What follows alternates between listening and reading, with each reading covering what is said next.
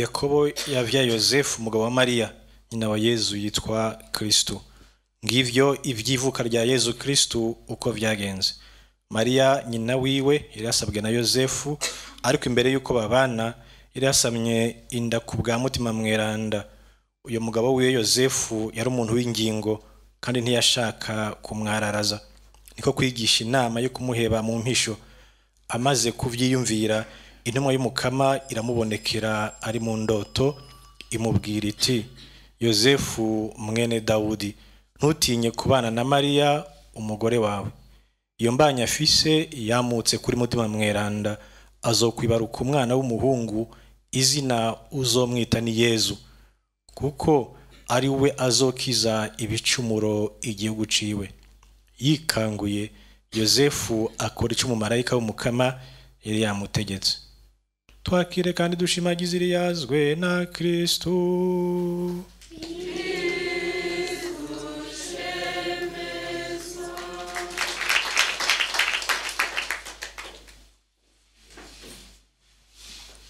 Kuri uyu munsi uhambaye, umunsi mukuru wa Yosefu mweranda, dusabe inema yo kuryama kare. Yikanguye, Yosefu akora ico umumarayika w'umukama yari yamutegetse. Nta wikangura atabanje kuryama. Tuvyuka kare kugira turondere ubuzima, tukirirwa tugenda tukarara ijoro. Muri iyi minsi hoho biratubangukira, dufise ico twoteramirako. Hariho telefoni, televiziyo, ibiganiro vyinshi cane, amasaha 28 ku 28. Muri iyi minsi kuzimya telefoni ni nk'ugupfa. Iyo uhamagaye umuntu ntumutore, urababara cyane gose, umengo yagusuzuguye canke umuntu atitavye aragusuzuguye, umuntu adahari ntibikunda. Uyu munsi dusaba inema yo kuryama kare, saa 2 tube twashitse mu gitanda, kugira ngo tureke Imana ironke umwanya. Imana ironke umwanya.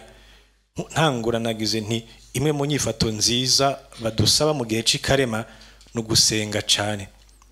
Iyo dusenze ntaco tuba turiko turasaba Imana gihambaye ko yokora, tuja ngaho tugatangara. Gutangara bisaba umwanya, kumviriza no gutahura gutegera bisaba umwanya w'agacerere. Tukugurura amaso twe tukaba ngaho kugira ngo umumarayika w'umukama atubwire ico twokora. Niko dusenga mu misa imisi yose, ishaka ryawe riranguke. Biragoye nukuri, kenshi tugira tuti Mukama reka nkore ishaka ryanje uze kuryemeza.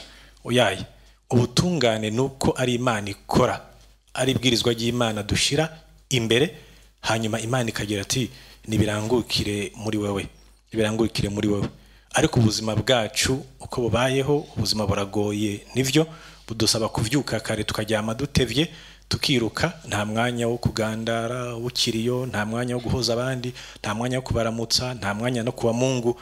Abantu basigaye bisumamwo. Uyu munsi dufata akanya dutekane, twumvirize ijwi ry'umumarayika, twumvirize ijwi ry'umumarayika.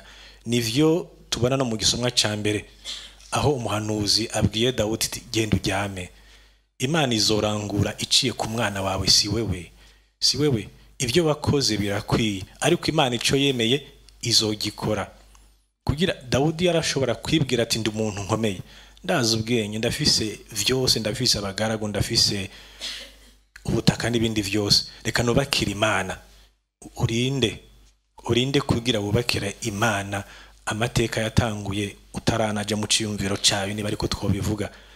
Yavuze ati si wewe, no mwana wawe n'abandi bose, ariko uzokwamukako ninje nzomugena, azoba umuntu akomeye cyane gose. Ni Imana ibikora. Dawudi yaragamburutse, Salomon aragamburuka, n'abandi bose ubwami bw'Imana burakomera. No mu gisomwa ca kabiri ni jambo ryiza Paulo mweranda yibutsa abaromani. So kubera itegeko rishirako ibintu niko byari bikwiye kugenda, ariko nukwemera gutanga ubutungane. So kubera ibintu vyateguwe nk'ukugira uku, oyaye no mu karema iryo jambo riragaruka. Simbagwa canke ibimazi canke ibindi bintu, oyaye nagize nti ndaje. Ibyo ukunda mu kamasa amategeko n'umutima ujanjaguritse n'ubutungane, iryo jambo riragaruka mu gihe c'ikarema cose. Ariko rero ni vyiza ko tubona ko mu butungane harimo ubugamburutsi cyane gose. Dawudi yaragamburukiye Imana, Abrahamu twumvise yaragamburutse niwe yabaye intungane. Imana imubwira iti haguruka ugenda ahantu nzokwereka utazi. Ico kintu uyu munsi kiragoye. Twese twarize science turiga ibindi, ikintu kitumvikana gishira ku ruhande, ikintu utabona uko catanguye, uko cabandanije, uko caheze gishire ku ruhande. Muri iyi minsi kubwira umuntu ko Imana mugira igitangaza yakize indwara biragoye. Abantu baca bagira bati reka tugerageze turabe hariho ukundi kuntu, burya hariho umuti, estoma yawe hari ikindi kintu.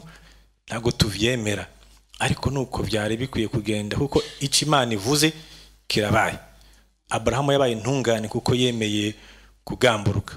Uyu munsi mu kuzirikana umunsi mukuru hambaye Yosefu Mweranda, ibyo bavyiza dufasha akanya tugasoma Izaburi 119 igira iti ndakunda amabwirizwa yawe Mukama, ndakunda itegeko ryawe, ubugamburutsi butugira intungane.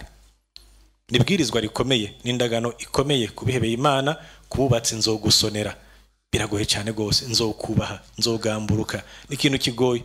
Ariko ni mu bugamburutsi, ni mu kuryama kare undi akaduha amategeko, undi agakora, tuba vy'ukuri intungane.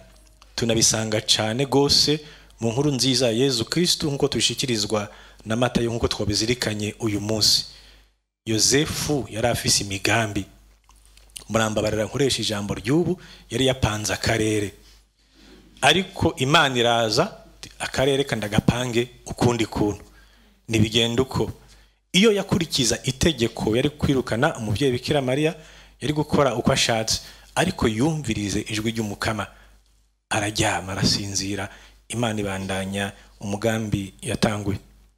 Dusabe inema yo kugamburuka, yo gukunda kugamburukira Ecclesia, tugamburukira abavyeyi, tugamburukire abadutwara, ariko dusabe ni dusabirana cyane cyane abo bose bafise ubuzima bwacu mu minwe, abo bose bajejwe amategeko.